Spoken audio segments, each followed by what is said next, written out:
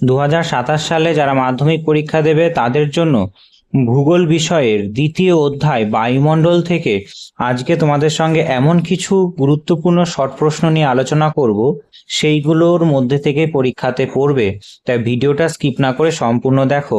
আর এই প্রশ্নগুলো আলোচনা করার সঙ্গে সঙ্গে প্রত্যেকটা প্রশ্নের উত্তর কেন এইটা হলো তার সম্পূর্ণ ব্যাখ্যাও আমি তোমাদের সঙ্গে আলোচনা করব। ঠিক আছে, তাই ভিডিওটা স্কিপ না করে সম্পূর্ণ দেখো। আজকে আমাদের প্রথম প্রশ্ন হলো, হেট্রোস্ফিয়ারের প্রথম উপস্তরটি কি? হেট্রোস্ফিয়ারের প্রথম উপস্তরটি কি?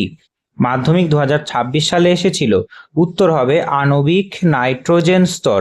সব থেকে ভারী বলে নাইট্রোজেন সবার নিচে থাকছে। এবার তোমাদের আর একটা কথা মনে রাখতে হবে, হেট্রোস্ফিয়ার হলো বিষমমণ্ডল, ভূপৃষ্ঠ থেকে 90 থেকে 10,000 কিমি পর্যন্ত বিস্তৃত।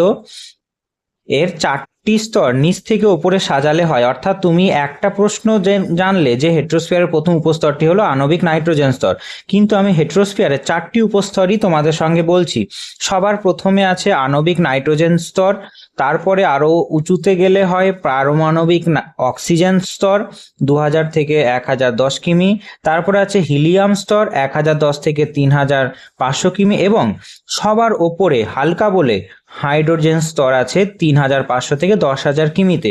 তাই প্রথম উপস্তরটি হলো কি আণবিক নাইট্রোজেন স্তর। অর্থাৎ তোমরা একটা প্রশ্ন উত্তর বোঝার সঙ্গে সঙ্গে এর সঙ্গে রিলেটেড আরো যে 4টি প্রশ্নের উত্তর এবং প্রশ্ন হতে পারে সেটাও বুঝে গেলে, অর্থাৎ একটা প্রশ্নের সঙ্গে 4টি প্রশ্নের উত্তর সহ ব্যাখ্যা ভালো করে বুঝে নিলে।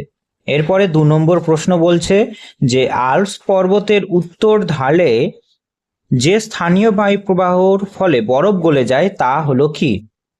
এমন একটা স্থানীয় বায়ুপ্রবাহ যার জন্য বরফ গলে যায়। আল্পস পর্বত বলেছে, উত্তর হবে ফন। ঠিক আছে, ফন হলো আল্পস পর্বতের উত্তর ঢালে বয়ে নিচে নেমে আসা একটি উষ্ণ শুষ্ক স্থানীয় বায়ু। এর প্রভাবে শীতকালে বরফ গলে যায় এবং ইউরোপের রোন উপত্যকায় আঙুর দ্রুত পাকতে থাকে। আর এখানে যদি বলতো রকি পার্বত্য অঞ্চলে বরফকে গলিয়ে দেয় তাহলে হতো উত্তর চিনুক। এই চিনুককে স্নো ইটারও বলা হয়, অর্থাৎ তুষার ভক্ষকও বলা হয়। ঠিক আছে, যদি বলতো রকি পর্বত তাহলে তো চিনুক, আর যেহেতু বলেছে আল্পস পর্বত ইউরোপে তাই হবে ফন। তাহলে এখানে দুটো প্রশ্নের উত্তর জেনে গেলে। এরপরে 3 নম্বর প্রশ্ন, ক্যারিবিয়ান সাগরে সৃষ্ট ঘূর্ণবাতকে কি বলা হয়? মাধ্যমিক 2025 সালে এসেছিল। উত্তর হবে হ্যারিকেন। উইলি উইলি হয় অস্ট্রেলিয়াতে, টর্নেডো হয় উত্তর আটলান্টিক অর্থাৎ আমেরিকা যুক্তরাষ্ট্রের কাছাকাছি জায়গায়, আর টাইফুন হয় জাপানে। ঠিক আছে, ক্যারিবিয়ান সাগর এবং মেক্সিকো উপসাগরে সৃষ্ট ক্রান্তীয় ঘূর্ণবাতকে হ্যারিকেন বলে। টাইফুন হয় চীন সাগরে এবং উইলি উইলি হয় অস্ট্রেলিয়াতে। 4, অধঃক্ষেপণের একটি উদাহরণ কি? অধঃক্ষেপণের উদাহরণ হলো স্লিট। স্লিট হলো জলীয় বাষ্প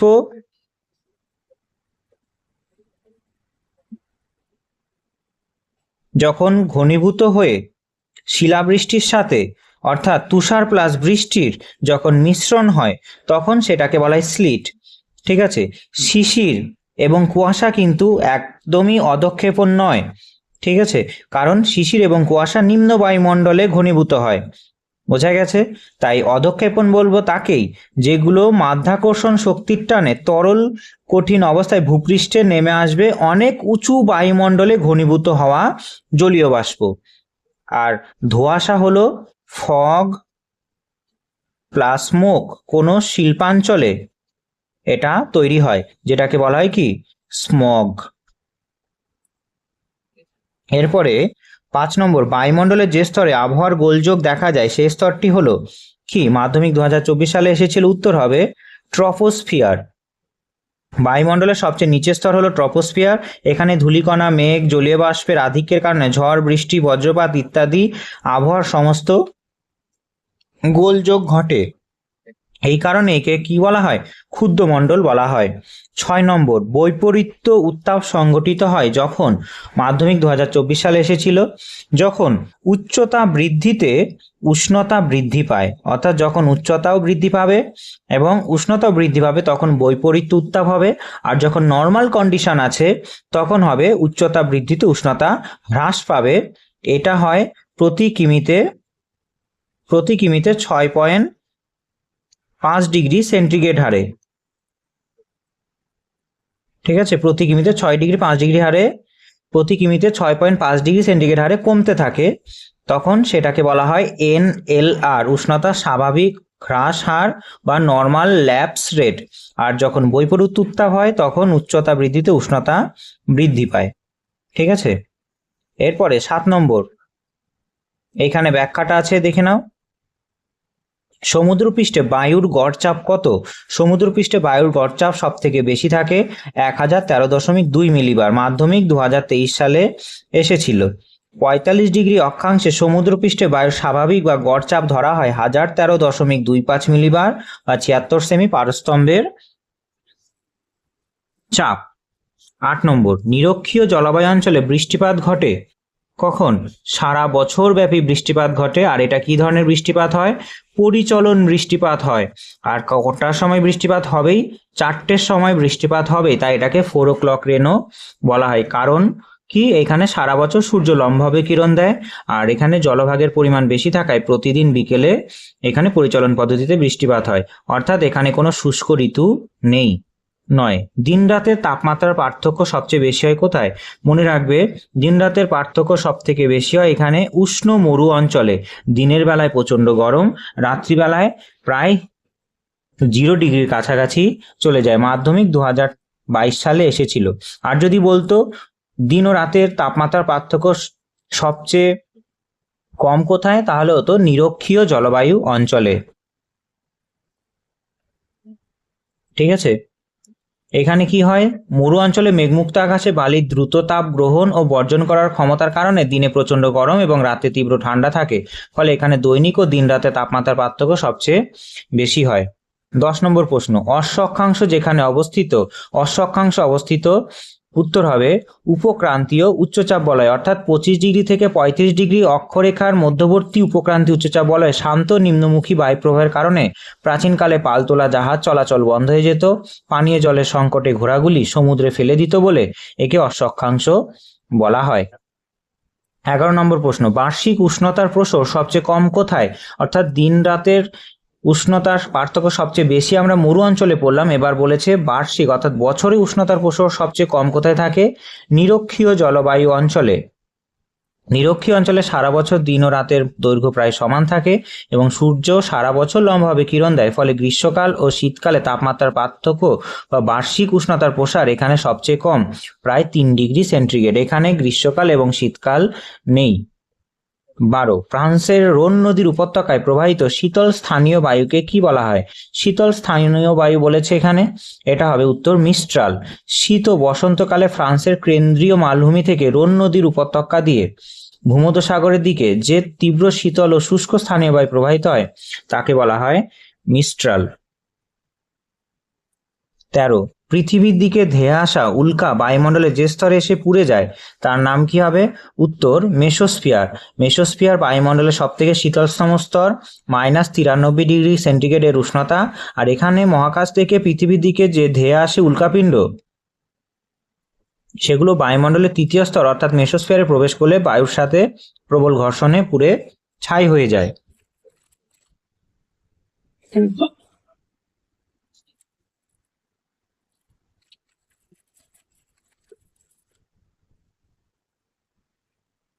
চোদ্দ নম্বর প্রশ্ন, পৃথিবীর সর্বাধিক ধ্বংসাত্মক ঘূর্ণিঝড় টর্নেডো আমেরিকার যে নামে পরিচিত তার নাম কি? টুইস্টার। টর্নেডোর অপর নাম টুইস্টার। আমেরিকা যুক্তরাষ্ট্রের USA অত্যন্ত বিধ্বংসী ও তীব্র গতিসম্পন্ন ফানেল আকৃতির ঘূর্ণিঝড়কে টর্নেডোকে স্থানীয় ভাষায় কি বলা হয়? টুইস্টার বলা হয়। মাধ্যমিক 2018 সালে এসেছিল। 15, বিষম মণ্ডলের সব থেকে উপরের অংশের স্তরটি কি?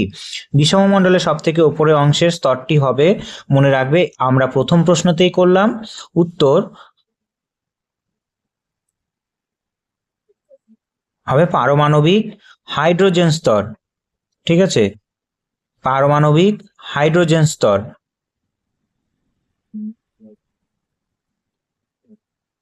বোঝা গেছে। এরপরে 16 নম্বর, যে যন্ত্রের সাহায্যে বায়ুর আর্দ্রতা মাপা হয়, মাধ্যমিক 2017 সালে এসেছিল, উত্তর হবে বায়ুর আর্দ্রতা মাপা হয় হাইগ্রোমিটার দিয়ে। বায়ুর আর্দ্রতা পরিমাপের জন্য হাইগ্রোমিটার বা সাইক্রোমিটার ব্যবহার করা হয়। থার্মোমিটার দিয়ে উষ্ণতা, ব্যারোমিটার দিয়ে বায়ুর চাপ এবং অ্যানিমোমিটার দিয়ে বায়ুর গতিবেগও মাপা হয়। অর্থাৎ দেখে নিলে যে এইখানে সবকটা যন্ত্রের নামই আমি উল্লেখ করে দিয়েছি ব্যাখ্যার মধ্যে।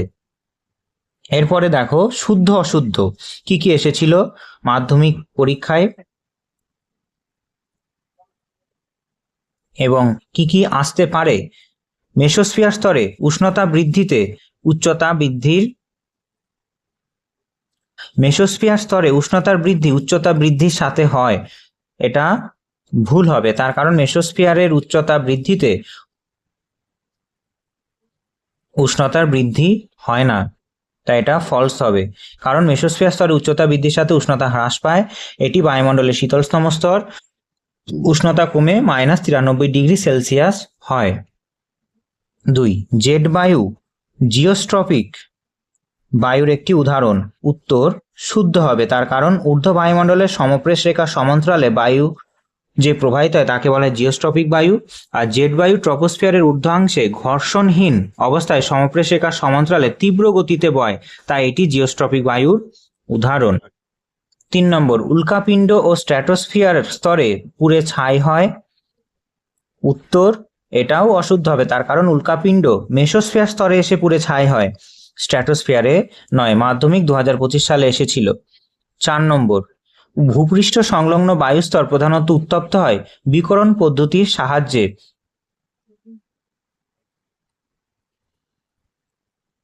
এটাও অশুদ্ধ হবে। সূর্য থেকে আগত শর্টওয়েভ বিকিরণ ভূপৃষ্ঠকে উত্তপ্ত করে, কিন্তু ভূপৃষ্ঠ সংলগ্ন একদম নিচের বায়ুস্তরটি প্রধানত উত্তপ্ত ভূপৃষ্ঠের সরাসরি সংস্পর্শে এসে অর্থাৎ কন্ডাকশন এবং পরে পরিচলন পদ্ধতিতে উত্তপ্ত হয়। আর আরেকটা মনে রাখবে, বায়ুমণ্ডলে সব থেকে বেশি উত্তপ্ত হচ্ছে সেটা বিকিরণ পদ্ধতিতে, কিন্তু ভূপৃষ্ঠ সংলগ্ন বায়ু, ভূপৃষ্ঠের কাছাকাছি বায়ু সেটা উত্তপ্ত হয়। অর্থাৎ এই ভূপৃষ্ঠের কাছাকাছি বায়ু উত্তপ্ত হয় কি দ্বারা? কনভেকশন পদ্ধতিটা দ্বারা, অর্থাৎ পরিচলন পদ্ধতি। আর একটা কি? কন্ডাকশন বা পরিবহন পদ্ধতি দ্বারা। আর একটা পদ্ধতি হয় সেটা মনে রাখবো আমরা কি হিসাবে? অ্যাডভেকশন। অ্যাডভেকশন হলো কোনো বায়ু প্রবাহ যখন উত্তপ্ত বহন করে নিয়ে যাবে তখন তাকে বলা হয় কি?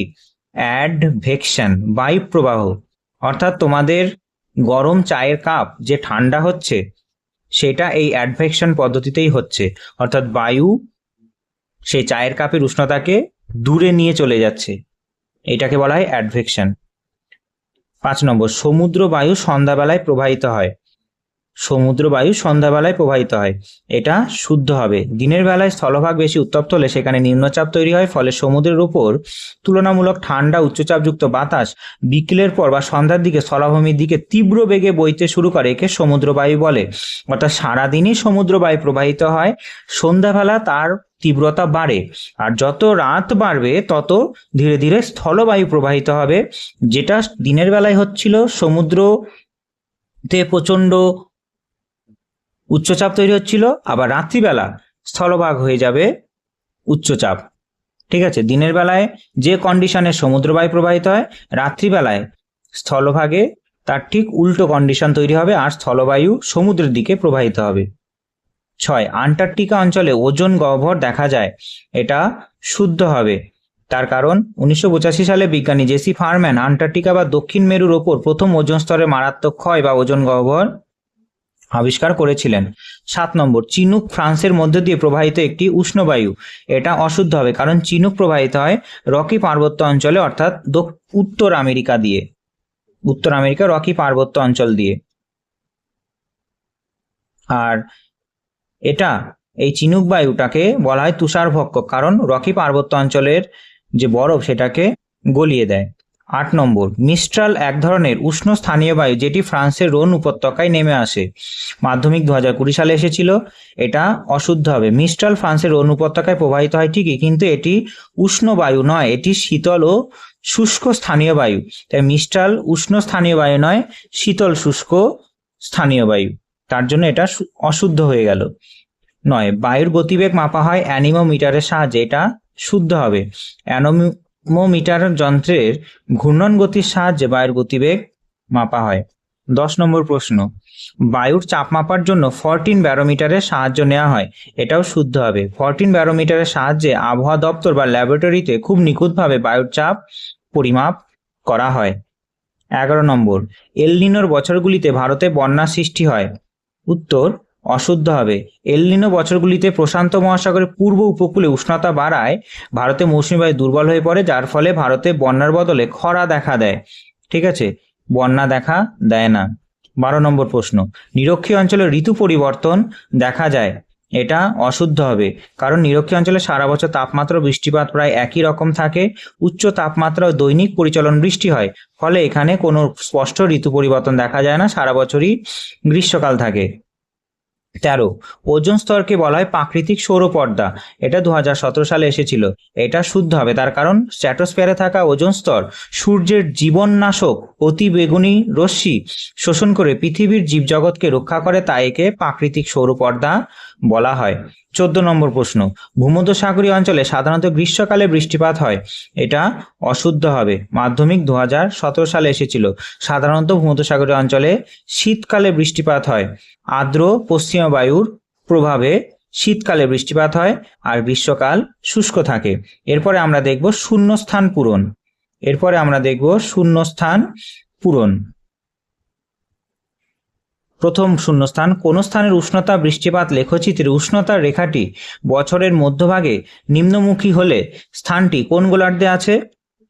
উত্তর দক্ষিণ গোলার্ধে। অর্থাৎ জুন জুলাই মাসে আমাদের এখানে যখন গরমকাল থাকে, দক্ষিণ গোলার্ধে সেটা শীতকাল থাকে। বছরের মধ্যভাগে অর্থাৎ জুন জুলাই মাসে দক্ষিণ গোলার্ধে শীতকাল থাকে, তাই তাপমাত্রা কম এবং নিম্নমুখী হয়। আর উত্তর গোলার্ধে এই সময় গ্রীষ্মকাল থাকায় রেখাটি ঊর্ধ্বমুখী হয়। 2 নম্বর প্রশ্ন, শীত তাপ নিয়ন্ত্রিত যন্ত্র বায়ুমণ্ডলে ড্যাশ গ্যাস নির্গত করে। উত্তর সিএফসি বা ক্লোরোফ্লোরোকার্বন নির্গত করে। রেফ্রিজারেটর, এয়ার কন্ডিশনার এবং ফোম শিল্প থেকে ওজোন স্তর ধ্বংসকারী অন্যতম প্রধান গ্রিনহাউস গ্যাস ক্লোরোফ্লোরোকার্বন বা সিএফসি নির্গত করে। 3 নম্বর, বায়ুর চাপ পরিমাপ করা হয় ড্যাশ যন্ত্রের সাহায্যে। মাধ্যমিক 2025 সালে এসেছিল। ব্যারোমিটার যন্ত্রের সাহায্যে বায়ুর চাপ পরিমাপ করা যায়। টরিসেলির নীতি ও 14 সূত্র মেনে ব্যারোমিটার যন্ত্রের সাহায্যে বায়ুর চাপ মিলিবার বা সেমি এককে মাপা হয়। 4 নম্বর প্রশ্ন, বায়ু প্রবাহ সমুদ্র স্রোত বিক্ষিপ্ত হয় কোন শক্তির প্রভাবে? উত্তর কোরিওলিস বলের প্রভাবে।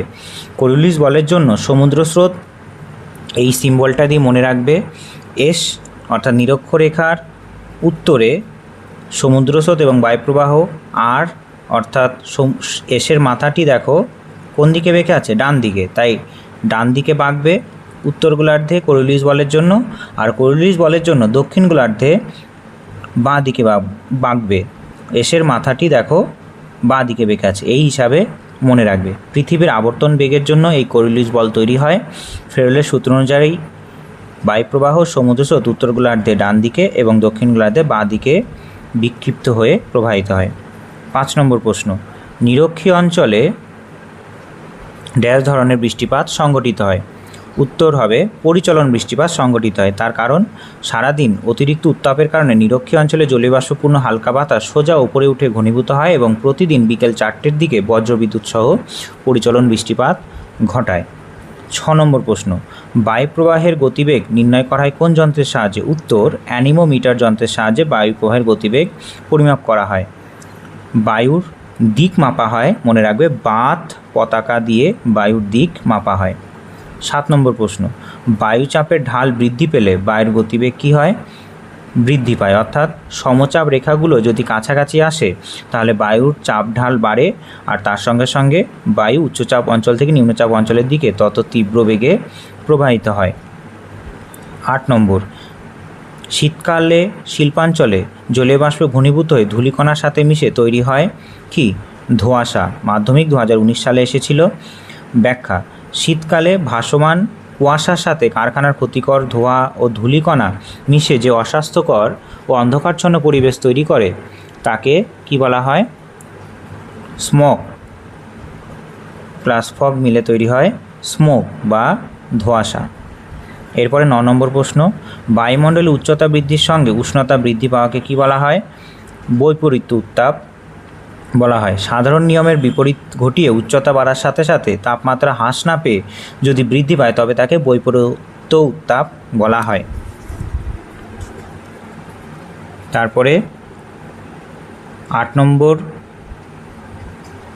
4 দাগের আমরা দেখব যে এক কথায় একটি বা দুটি শব্দে উত্তর দাও।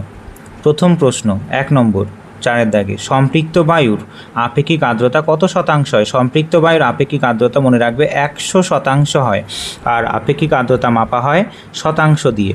কোনো নির্দিষ্ট তাপমাত্রায় নির্দিষ্ট পরিমাণ বায়ু সর্বোচ্চ যে পরিমাণ জলীয় বাষ্প ধারণ করতে পারে ঠিক ততটাই যদি জলীয় বাষ্প থাকে তাকে সম্পৃক্ত বায়ু বলে। এর আপেক্ষিক আর্দ্রতা সবসময় 100% হয়। ধরে নাও একটা বোতলে 1 লিটার জল ধরে, যদি সেই বোতলে 500 ml জল ঢালা হয় তাহলে সেটা সম্পৃক্ত হলো না, আরও 500 ml ধরতে পারবে। তাই সেই বোতলটা যদি পরিপূর্ণ থাকে তাহলে বোতলটা সম্পূর্ণরূপে সম্পৃক্ত হয়ে গেল, জলপূর্ণ বোতল সম্পৃক্ত বোতল। ঠিক আছে, তেমনি বায়ুর ক্ষেত্রেও যতটা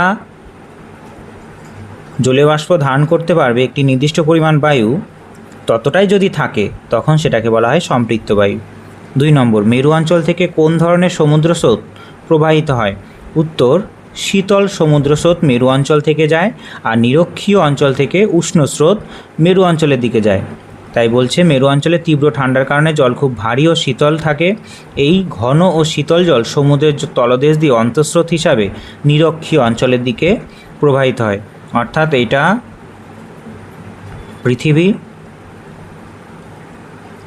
পৃথিবীর মেরু অঞ্চল, এটা হলো মেরু, এই মেরু অঞ্চল থেকে শীতল স্রোত নিরক্ষীয় অঞ্চলের দিকে যাবে, আর উষ্ণ স্রোত নিরক্ষীয় অঞ্চল থেকে মেরুর দিকে যাবে। ঠিক আছে, অর্থাৎ ঠান্ডা জল নিরক্ষীয় অঞ্চলের উষ্ণ জলের দিকে, আর উষ্ণ জল নিরক্ষীয় অঞ্চলের সেটা মেরুর দিকে যাবে।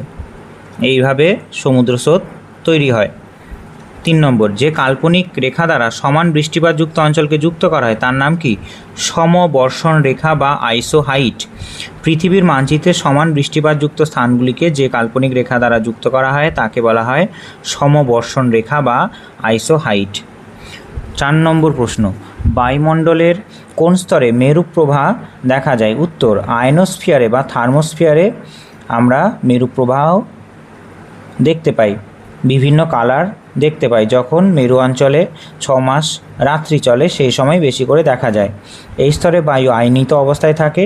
মহাজাগতিক রশ্মি ও সূর্যের সৌরঝড়ের চার্জযুক্ত কণা বায়ুর অণুর সাথে সংঘর্ষ ঘটালে সুমেরু ও কুমেরু অঞ্চলে এক অপূর্ব আলোর জ্যোতি বা মেরুপ্রবাহ আমরা দেখতে পাই। 5 নম্বর, ভূপৃষ্ঠে কোন অঞ্চলের ওপর বায়ুমণ্ডলের প্রথম ওজোন গহ্বর আবিষ্কৃত হয়েছিল? ভূপৃষ্ঠের আন্টার্কটিকা মহাদেশের ওপরে অর্থাৎ দক্ষিণ মেরুতে 1985 সালে জেসি ফারম্যান তার সহযোগীর আন্টার্কটিকা আকাশে প্রথম ওজোন স্তরের মারাত্মক ক্ষয় বা ওজোন হল লক্ষ্য করেন। 6 নম্বর, নাতিশীতোষ্ণ মণ্ডলে কোন ধরনের বৃষ্টিপাত দেখা যায়? নাতিশীতোষ্ণ মণ্ডলে ঘূর্ণবাত বৃষ্টিপাত দেখা যায়, কিন্তু ঘূর্ণবাত বৃষ্টির মধ্যে একটা ভাগ ফ্রন্টাল বা সীমান্ত বৃষ্টি বা নাতিশীতোষ্ণ ঘূর্ণ বৃষ্টি দেখা যায়। নাতিশীতোষ্ণ মণ্ডলে ক্রান্তীয় উষ্ণ আর্দ্র বায়ু এবং মেরু অঞ্চলের শীতল শুষ্ক বায়ুর মিলনে বায়ুপ্রাচীর বা সম্মুখভাগ তৈরি হয়, যা ঘূর্ণবাত সৃষ্টি করে বৃষ্টিপাত ঘটায়। 7 নম্বর প্রশ্ন, বায়ুমণ্ডলের কোন স্তরের মধ্য দিয়ে জেট প্লেন চলাচল করে? উত্তর, স্ট্র্যাটোস্ফিয়ার। অর্থাৎ স্ট্র্যাটোস্ফিয়ারে যে শান্তমণ্ডল বলা হয়, কারণ সেখানে কোনো মেঘ, ধূলিকণা বা ঝড়ের মতো কোনো বায়ুমণ্ডলীয় গোলযোগ থাকে না, বাতাস একদম শান্ত থাকে, তাই সেখান দিয়ে জেট প্লেনগুলো চলাচল করে কোনো রকম বাধা বা ঘর্ষণ ছাড়াই। ঠিক আছে, তাহলে আমাদের মাধ্যমিকে 2027 সালে যে প্রশ্নগুলো আসবে বায়ুমণ্ডল থেকে এবং তার সঙ্গে সঙ্গে সেই প্রশ্নগুলোর উত্তরসহ ব্যাখ্যা আমরা পড়ে নিলাম। এরপরে আমরা আলোচনা করব বায়ুমণ্ডল থেকে পরীক্ষায় কী কী প্রশ্ন আসতে পারে। ঠিক আছে, চ্যানেলের পাশে থেকো, তবেই সমস্ত কিছু আপডেট সহজেই পেয়ে যাবে। দেখা হচ্ছে পরের ক্লাসে, ততক্ষণ ভালো থেকো। জয় হিন্দ, জয় ভারত।